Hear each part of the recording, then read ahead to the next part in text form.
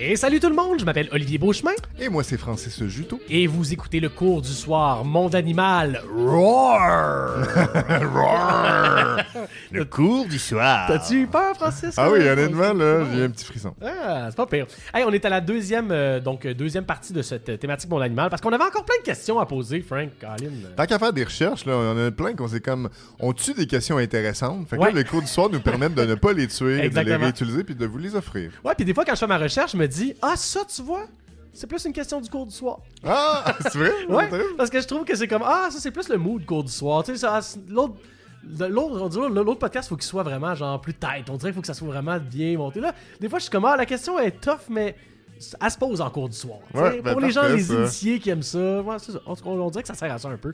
Donc, n'hésitez pas à nous commenter, d'ailleurs, si jamais vous avez des demandes là, ou des trucs qu'on voudrait qu'on fasse différemment dans le cours du soir. Un format plus relax. D'ailleurs, aussi, on rappelle qu'il y a des gens qui ont des forfaits pour nous envoyer des questions, mais qu'on n'en reçoit pas. Francis, on n'a pas eu une maudite question encore. On n'en aura pas. Mais moi, j'en ai une question pour vous autres. Quand est-ce que vous allez nous poser vos maudites questions? C'est quoi la réponse à ça? Hein? Et là, dans combien de temps, Francis, ils vont venir les poser? Mais il y en a vraiment qui s'abonnent à ce forfait-là, puis ils n'envoient pas de questions. Et écoute... peut-être qu'ils ont des vies occupées, mais dans tous les cas, merci de nous soutenir. Ah, tellement. Merci pour les gens qui... en fait, tout Patreon confondu, évidemment. Là, donc, oui. Merci de nous suivre. Et la réponse était « jamais ». Alors, mais ça peut être une petite question bien facile, ou ça peut être une question bien trop tough aussi. Mais j'avoue que ça peut être intimidant de poser des questions, ou de dire là, on va vous nommer avec cette question-là. Ça peut être anonyme, vous savez. Ça peut être anonyme, oui, effectivement. Ça peut, et ça je le reprécise, ça peut être tellement sur une thématique autre que Monde Animal. Hein. Si vous voulez faire une question sur les Pokémon, il y a peu de chances qu'on fasse un podcast Pokémon. Mais, oui, c'est ça. Mais tu sais, ça pourrait être une bonne question de cours du soir. En tout cas, c'est dit, c'est lancé dans l'univers. Oui. Ouais. Fait que, oui, ce que tu allais dire? J'allais dire. T'es prêt pour le Monde Animal, Francis? Je suis prêt. B. B, ouais, c'est bon ça. Hey, on aura un total de 3 sections. Cette fois-ci, contrairement à mon dernier cours du soir, j'ai été vraiment plus classique section. Donc, un secondaire de 5 questions. Tu vas même avoir une note de passage de 3 sur 5, là, un peu typique.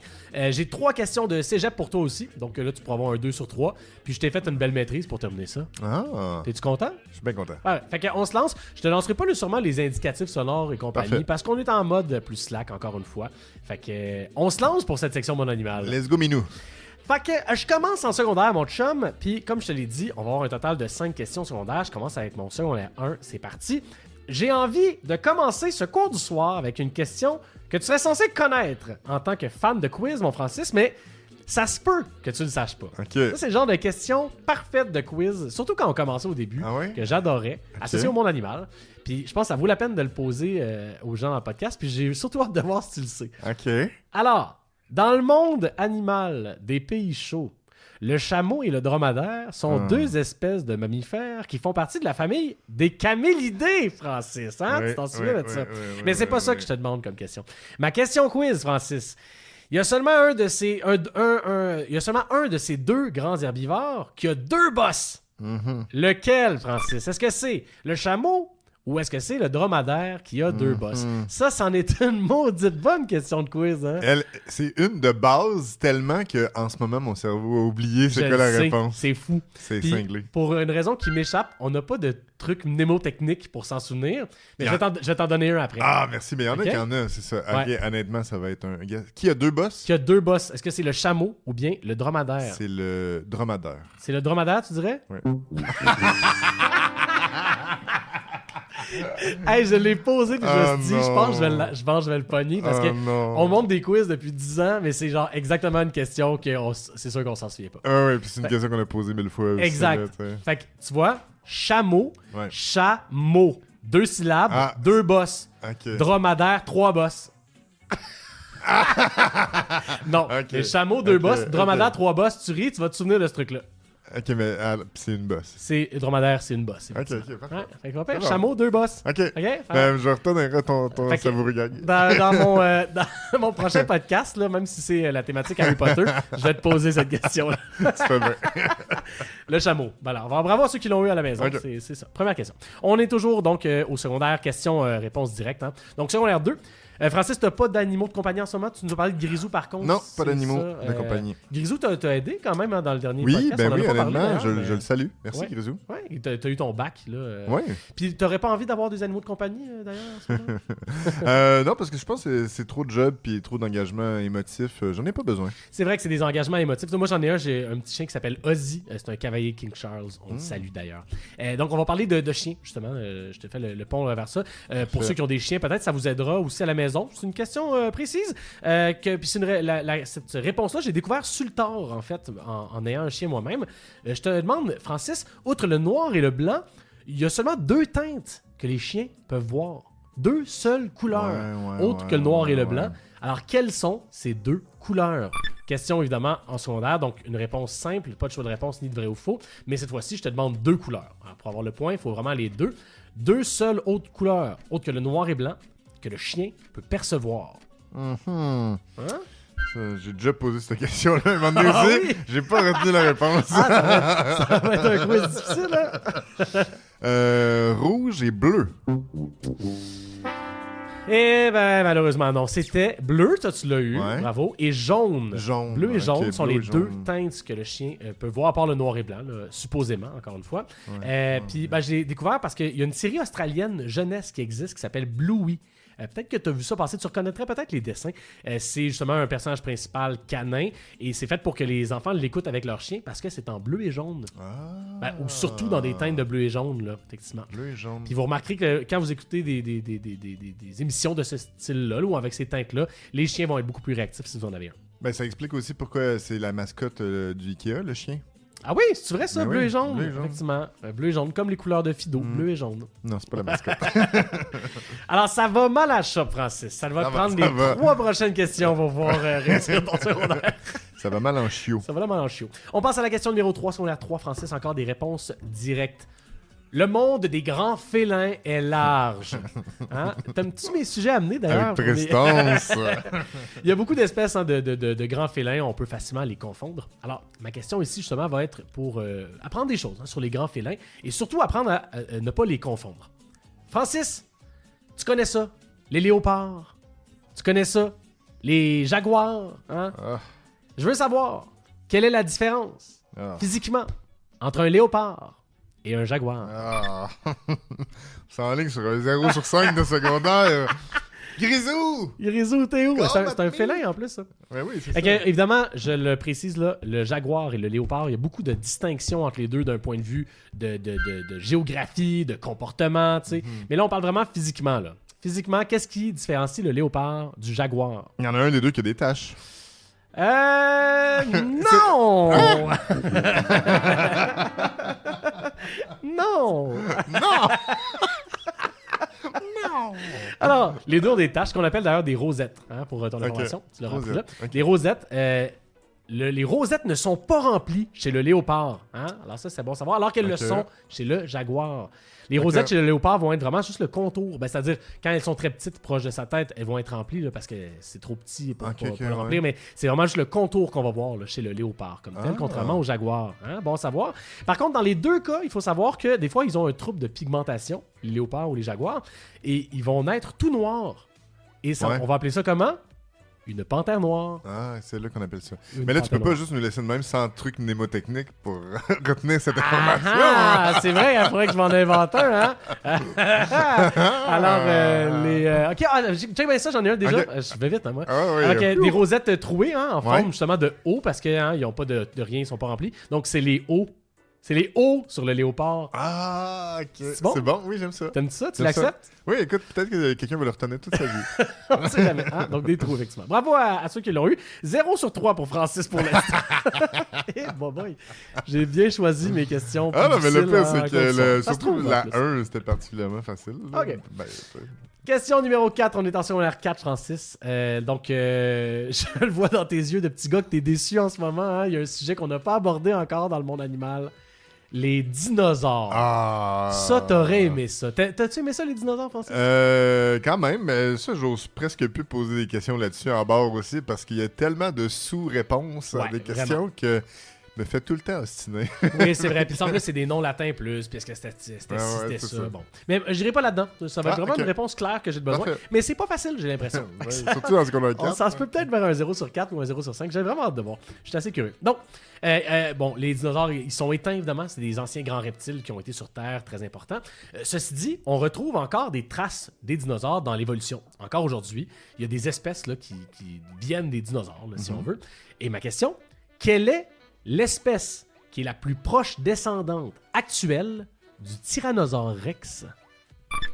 Quelle est l'espèce aujourd'hui présente sur la Terre, très commune, qui est le plus proche descendant actuel du Tyrannosaure Rex?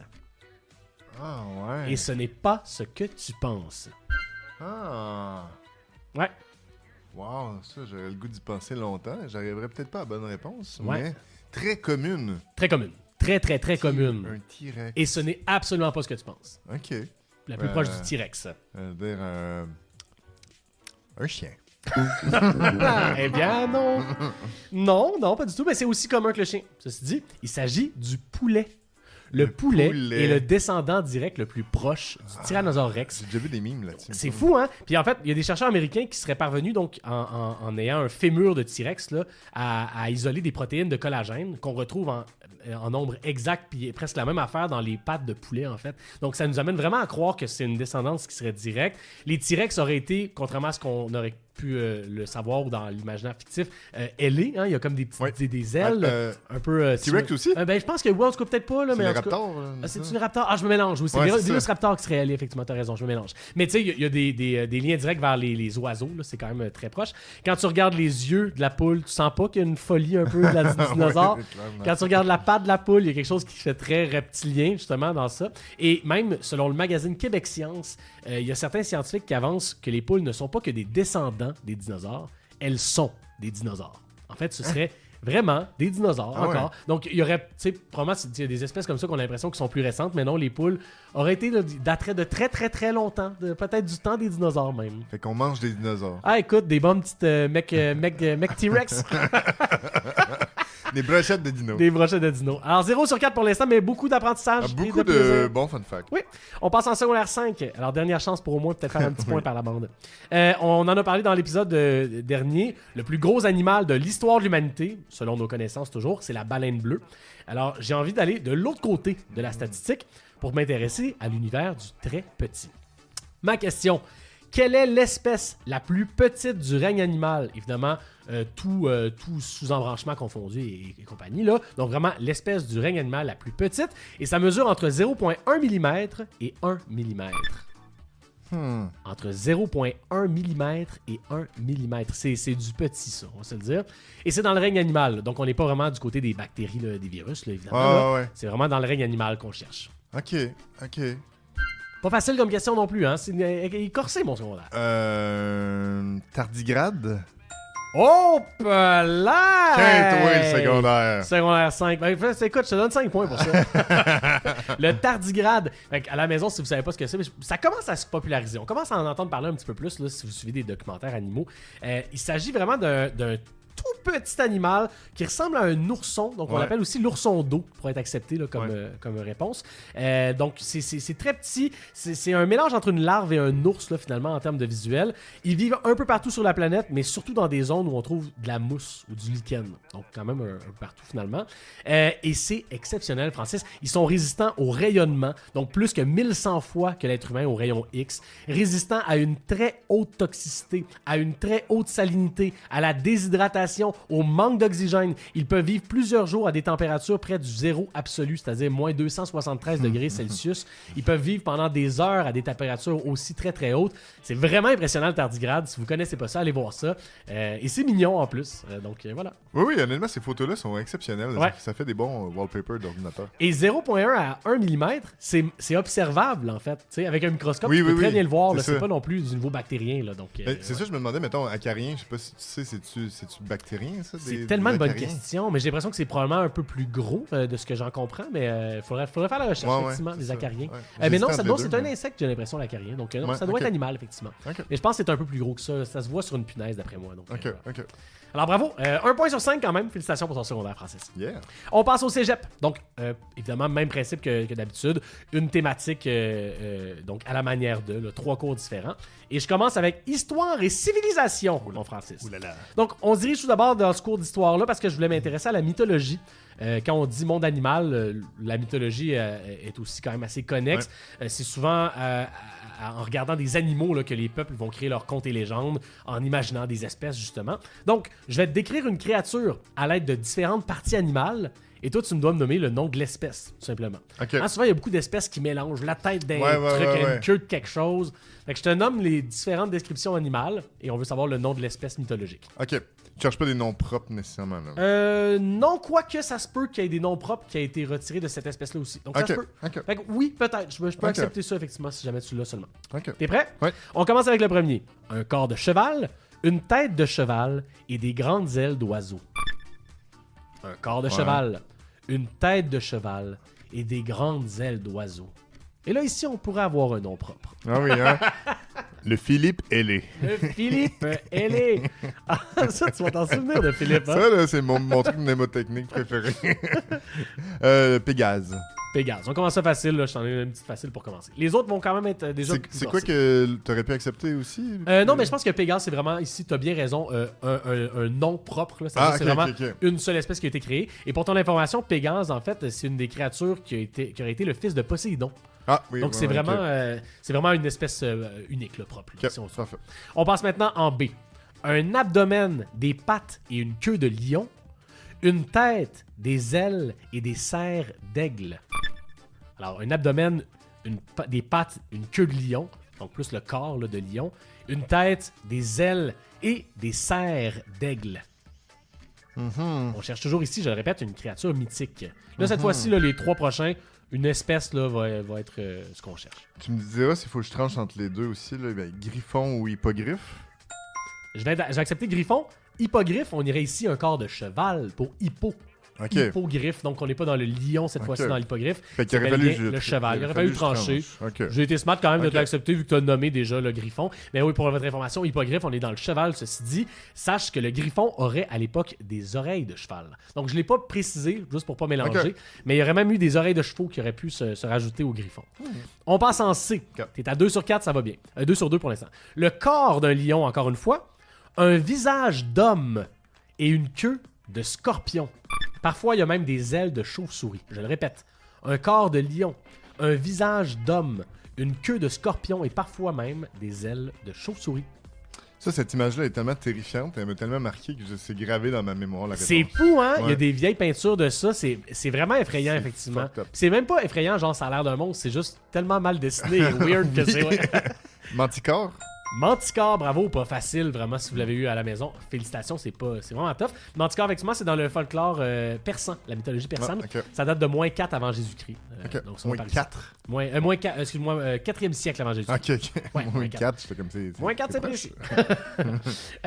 On passe en D. Donc, un corps de lièvre et des bois d'antilope. Un corps de lièvre et des bois d'antilope. J'ai tenté d'y aller dans différentes mythologies. Je ne l'ai pas précisé d'ailleurs, là, le griffon, c'est la mythologie égyptienne, et même avant. Hein. Ça, j'aurais pensé que c'était grec, mais c'est égyptien en fait. Alors pour ceux qui le savent, là ici, dans une toute autre mythologie, pour votre information. Oui, alors je pense que c'est le jackalope. Jackalope, effectivement, on cherchait le folklore américain. Alors, il semblerait pour l'anecdote là, qu'il imite également la voix humaine à la perfection. Ah oui? Donc, les cowboys là, avaient la surprise autour du feu d'entendre leur chant répété par des jackalopes. Même pas des blagues, ça serait ça sans le dire. Oui, je comprends. C'est weird, hein? Mais c'est une blague quand même. C'est une bonne blague. Félicitations, 4 sur 4, Francis. Ça va mieux que ton secondaire, hein? Ah ouais, mais dans le fond, c'est comme dans la vraie vie, hein? Le cégep est plus facile à passer que le secondaire. Je pense que t'as raison, effectivement. On est plus distrait au secondaire. On apprend tellement d'affaires. Deuxième cours, on s'en va en quoi? En cinéma! On est On est de retour en cinéma. Ça, j'ai eu du fun tantôt. Oui, j'ai beaucoup aimé ça moi aussi, donc je vais encore une fois dans la même veine, si on veut. Ceci dit, j'ai intégré des séries télévisées pour élargir un peu plus la patente pour les noms de personnages. J'ai pas du cinéma. Ah, pas juste du cinéma. Donc, on y va dans un cours de cinéma et séries télé. Ok, parfait. Ça existe-tu, ça? Le cours de cinéma? Ben oui, parce que tu étudies le langage filmique à travers des séries télé aussi, ça fonctionne. Là. Exact. Ouais. Donc, peut-être pour ceux qui se souviennent pas du dernier podcast, je vous nomme 3 personnages d'animaux ainsi que le nom du film ou de la série. Ouais. Puis, vous me nommez l'espèce animale qui est associée. Parfait. T'es prêt? Ouais. On commence avec en A, Figaro dans Pinocchio, Gigi dans Kiki's Delivery Service ou Kiki la petite sorcière et Goose dans Captain Marvel. Alors je le répète, Figaro dans Pinocchio, Gigi dans Kiki's Delivery Service ou Kiki la petite sorcière et Goose dans Captain Marvel. Hein? Ouais, ça va. Ça va quand même pour aussi. l'instant, non? Ben C'est oui. pas si pire. Ok. Ce sont des chats. Ce sont des chats. Félicitations, effectivement. Gigi, d'ailleurs, en réécoutant Kiki, là, il y a pas longtemps, c'est vraiment un perv. Il est vraiment bizarre, oui, ce personnage. c'est bizarre. Moi, je l'ai écouté très dernièrement, ce film-là. Ah. Puis c'est dans mes derniers Miyazaki que j'avais écouté. Puis c'est particulier. Ah, il est étrange. Ouais. En tout cas, il met mal à l'aise, honnêtement. Not a good vibe. On passe maintenant en B. Wilbur dans Charlotte's Web ou le petit monde de Charlotte. Waddles dans Gravity Falls. Et Rosita dans Signe ou Tous en scène. Je le répète, Wilbur dans Charlotte's Web ou Le petit monde de Charlotte. Waddles dans Gravity Falls et Rosita dans Signe ou Tous en scène. On cherche toujours ici une espèce animale. Wow, ça, j'ai vu aucun des 3. Ah, c'est ça, c'est plus tough, hein, ça, dans selon ce les pochettes, ce sont des cochons. Des cochons, hop là, on y va seulement avec l'instinct, ça s'est bien passé. J'aurais pu mettre Babe, mais tu sais, ça aurait été facile, hein. Babe dans quel film? Dans Babe. Babe Ruth. Babe dans Babe Ruth, ouais. On passe en C. Gunther dans Futurama. Mojo Jojo dans Les Super Nanas. Et Boots dans Dora l'exploratrice. T'as-tu vu ces séries-là? J'ai jamais écouté, mais ça, je le sais. Les 2 derniers, je le sais. C'est quoi le premier, tu me dis? Gunther dans Futurama. Ah ouais, ok. Hein? Peut-être, hein? Pas facile. Ça. Mais je le sais grâce aux 2 autres. Là. Ah, tabarnouche. Là, Ouais. T'es bon d'abord. Un singe ou chimpanzé? Un singe, tout simplement, je l'acceptais, effectivement. C'est ça, je pense qu'il est un petit peu facile en donnant les noms des émissions et des films, mais bon... Quoi que Boots, tu penses que c'est un Wistiti? Ah oui, ça se peut-tu? Hein? Oui, Ouais, c'est je pense peut-être un que c'est un Wistiti, singe. t'as Ouais, raison. ouais. C'est un singe aussi, j'ai l'impression. Mais dans tous les cas, c'est des singes. Là, mais... Voilà, félicitations. Ouais. Et dernier, finalement, en D, on y va avec Pascal dans Réponse ou Tangled, Rango dans Rango et la sorcière dans Kung Fu Panda 4. Ah! Hein? J'ai pas écouté le 4. On en apprend tous les jours. Hein? Il est temps qu'il arrête d'en faire. Faites d'autres choses. Ouais, Kung Fu Panda. Non, mais c'est juste quand vous êtes rendu à 4, là, Oui. honnêtement, là, Tu penses, inventer toi? des nouvelles franchises. Non, mais moi, j'aime ça quand ils osent faire des nouveaux films. Tu sais, Ouais. récemment, Wild Robot, tu sais, ils sont sortis enfin des suites de tout le temps. Puis là, ils ont fait plus une proposition intéressante. Ça fait du bien. Des caméléons. Des caméléons, félicitations Francis. 4 sur 4 encore là-dessus. T'avais eu 4 sur 4 notamment en question question cinéma. Bravo. Tu connais ça, ton cinéma, toi. Ouais, je devrais faire un podcast sur le cinéma. Ouais. Ah oui, une thématique cinéma, ça Oui, serait je bon. devrais. Hein? Ouais, crime, ça serait bon. Ce serait des questions intéressantes. Mais pose pas une question cinéma trop vite parce que je vais peut-être la mettre dans le mien. Ah, oui. Question sur les vers de terre au cinéma. Ouais, exactement. On passe au dernier cours de cégep, Francis. L'histoire contemporaine cette fois-ci. Hein? ok. Donc là, rassure-toi, Francis, je ne vais pas aborder la mythologie contemporaine ici. On aura plus l'occasion de revisiter des animaux qui ont été célèbres dans le dernier siècle. Parfait. Parce qu'il y a des animaux comme tels qui vraiment, là, des animaux qui ont vraiment vécu, qui ont été importants. Je te présente 4 descriptions d'animaux avec leur accomplissement. Ici, je veux leur nom, leur prénom à eux. Oui. Okay, ça va se corser quand même un petit peu. C'est pas l'espèce vraiment que je veux, c'est seulement leur prénom. Ok. Alors, on se lance en A. Oui, puis pour avoir la bonne réponse, je ne l'ai pas mentionné tantôt, mais c'est évidemment 3 sur 4, là, on est habitué. Ouais. 3 sur 4 pour avoir la bonne réponse. En A, un husky qui, pendant l'hiver 1925, a été désigné pour mener l'attelage qui transportait le sérum pour combattre une épidémie de diphtérie en Alaska. L'histoire a d'ailleurs été adaptée au cinéma. C'est grâce à ça que je le sais. Ah, c'est-tu vrai, ça? Ben oui. Ah, on commence avec une petite facile. C'est pas Ben trop oui, compliqué, c'est ça, là, je pense. Donc, un husky pendant l'hiver de 1925. Un chien-loup. Peut-être ça peut aider. Tabarouette. Hop là! Il est assez généreux. Généreux. Qu'est-ce qu'on cherchait, Francis, cette fois? On cherchait Balto. Balto, effectivement. Félicitations. On passe au prochain. Ici, encore une fois, on reste dans l'univers canin. Une chienne du programme spatial soviétique, qui est également le premier être vivant à être mis en orbite autour de la Terre. Je pense que ça peut être corsé. J'ai le feeling que toi, comme tu montes des quiz dans la vie, c'est peut-être quelque chose que tu vas réussir un peu mieux, mais c'est quand même corsé de nommer des prénoms d'animaux, donc ça peut être difficile un peu. D'ailleurs, tu sais, Balto, ça a été adapté au cinéma. Les autres que tu vas me nommer, je sais pas s'il y en a d'autres qui ont été adaptés. Comme c'est étrange que ça n'a jamais été c'est une belle histoire aussi, Ben, quoi que je pense, ça a mal fini là, pour elle. C'est Laika. Laika, effectivement. Puis, il faut dire, le cinéma, c'est largement politique. Puis, comme c'est quelque chose de soviétique, j'ai l'impression qu'on l'a peut-être pas vu à l'écran. J'ai l'impression qu'il doit y avoir des films sur Laika, mais peut-être russes. Ah, peut-être. Mon feeling. Peut-être, mais j'écoute aussi des films russes, puis j'en ai pas vu à ce sujet-là. T'écoutes beaucoup de films russes, quand même, quand même. Francis qui me disait dernièrement, j'ai pas aimé mon expérience au cinéma, j'ai été écouter un film de 8 heures. C'est quoi t'avais fait, là, une expérience de film? Là? Ouais, ben c'était... Non, j'ai aimé ça. C'était Satan Tango de Bellator, film hongrois de 8 heures, mais ça fait un bout quand même. Ok, bon. On salue tous les Hongrois qui nous écoutent. Ah, oui. On passe en C, je reste toujours donc dans des descriptions d'animaux avec des accomplissements. Un dauphin célèbre pour avoir été formé en 1962 par l'US Navy à Key West, en Floride, et son but était de détecter des mines et de localiser des sous-marins. Pas facile, hein? Un dauphin célèbre pour avoir été formé en 62 par le US Navy à Key West, en Floride. Son but, détecter des mines et localiser des sous-marins. Qui est-il? Ça, j'ai déjà entendu cette histoire-là. C'est quoi son nom, par exemple? Flipper! C'est Flipper, Francis! Ben, j'espère que vous avez fait le guess à la maison aussi. Wow. Flipper! Okay. J'imagine qu'ils ne se sont pas cassés le bessic. Fait qu'ils ont fait un film aussi, mais c'est pas vraiment ça le film. Pas rapport. Attends, est-ce que le film était avant ça? Quelle année tu 1962. J'ai l'impression que Flipper, non, c'est après effectivement. Donc moi, j'ai l'impression que ça l'a inspiré, probablement. Ah ouais, c'est bizarre qu'il ait repris le même nom. Ouais. Okay. Et finalement, dernier animal, une brebis célèbre pour être le premier clone de mammifère de l'histoire. Ça s'est passé le 14 février 2003. Je le répète, on cherche le prénom de la brebis célèbre, qui est le premier clone de mammifère de l'histoire. C'est peut-être mon premier 12 sur 12 au cégep. T'as été très bon au cégep, effectivement. C'est peut-être trop facile aussi. Ça dépend des fois de nos connaissances. Je pense que les quiz aident. Dolly Parton. Dolly Parton, tu savais que c'est vrai que c'est à cause d'elle? Non, je savais pas. C'est à cause de Dolly Parton, en son honneur, parce que Dolly Parton a une bonne poitrine et ils ont pris des cellules de glande mammaire pour faire Dolly. Ah ouais? C'est même pas des blagues, c'est effectivement le lien direct. Okay, c'est Dolly en honneur de Dolly Parton. Un peu sexiste en même temps. Un petit peu. Elle a-tu bien pris ça? Ben, je sais pas. C'est quand même un honneur d'être le premier à même faire cloner à cause de toi. Okay. Puis je pense qu'elle doit assumer sa forte poitrine aussi rendue là. Ouais, c'est ça. C'est un peu de sa marque de commerce, là, mais tu sais, c'est ça. Ok, bon, ça va. Voilà, tu l'auras apprécié. Hey, il reste une dernière question de maîtrise pour ce cours du soir, mon animal. En maîtrise, j'ai pas refait la même chose que la dernière fois. Il y a un sujet qui m'intéressait, que je trouvais tough un peu, ceci dit, et d'où la présence de cette maîtrise dans le cours du soir. Je vais voir si tu réussis à bien performer. Peut-être que c'est finalement plus facile que ma question sur les familles aussi. On verra bien. Donc, une question que je trouve intéressante, associée au groupe d'animaux.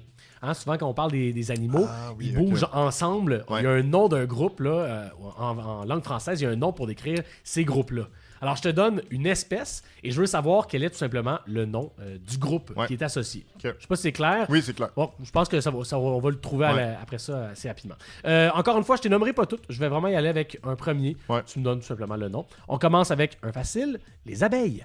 Alors, quels sont les groupes d'abeilles? Comment est-ce qu'on appelle ça? Donc, des abeilles. C'est ça. Je ne donnerai pas d'exemple, mais je pense que rapidement, là, on va comprendre à la maison ce qu'on veut. Ben, de toute façon, surtout quand on n'a pas accès au visuel, le monde des animaux, c'est beaucoup lié au langage aussi. De tout ça, là. Fait que, un essaim? Un essaim d'abeilles, effectivement. Un essaim. On passe maintenant en B, un loup. Ça devrait aller assez bien encore une fois. C'est même un exemple que j'ai failli utiliser pour donner le ton. Je pense que ça devrait bien aller. Tu vas voir, ça va se corser légèrement par la suite. Même, je dirais, c'est peut-être le plus connu. Ben, quoique essaim aussi. Essaim, c'est quand même pas pire. Les deux premiers, là, je trouvais assez bien. Une meute. Une meute, effectivement. T'es-tu prêt? Ouais. On passe au hibou. Le hibou. Alors, un groupe de hiboux, comment est-ce qu'on appelle ça? Hibou. C'est quand même intéressant. C'est une question de français aussi, oui, finalement. C'est super intéressant. Je pense que quand tu vas l'avoir appris, tu vas t'en souvenir. Ah oui? Ouais, c'est quand même particulier. Une chaudrée. Non, on cherchait un parlement. Un parlement de hibou. C'est quand même intéressant. On les voit tous ensemble. C'est un parlement. On poursuit avec des poissons. Ouais. Encore une fois, je pense que ça se trouve. C'est pas les plus tough. Ouais. l'impression de savoir ça. Toi, tu penses ça? C'est un bon filler, tu me fais là. Ben oui. Hein? Un petit peu de suspense. Un peu de suspense, vas-tu réussir à l'avoir? Un banc? Un banc de poisson, effectivement. On passe au prochain. Encore une fois, ça va se corser légèrement, j'ai l'impression. Les phoques. Les phoques. Ouais. Alors, plusieurs phoques ensemble. Généralement, évidemment, sur le bord de l'eau. Ouais. Ça peut t'aider d'ailleurs qu'il soit sur le bord de l'eau. Ah. Trouver le nom. Je pense pas que tu vas l'avoir, mais il y a quelque chose de champ lexical qui peut s'aider. OK. Une banquise. Non, une échouerie. Échouerie. Hein? Une échouerie de T'as phoque. mis le mauvais son, mais c'est pas grave. Eh ben, regarde, je te donne le point pareil. Parce que non, banquise, c'est bon. Ben non, c'est pas bon. Fait qu'à date, t'as 3, je pense. Ouais, 3. Ouais. Fait que voilà, 3 sur 5. On passe maintenant avec les fourmis. Ouais. Encore une fois, les fourmis. Comment est-ce qu'on cherche? T'es à 3 sur 5. Ouais. Dans la 6e question. Je vais avoir besoin ici de 7 bonnes réponses. Hein, pour pouvoir Oh, réussir. ouais. On se rappelle, là. Une colonie. Une colonie de fourmis, bravo. 4 sur 6. On poursuit avec ici les éléphants. Hein? Un éléphant. Ah. Qu'est-ce que c'est, les éléphants ensemble? Hmm. Pas évident, hein? Non. Et pourtant, ça se trouve, là. Ouais. Un troupeau.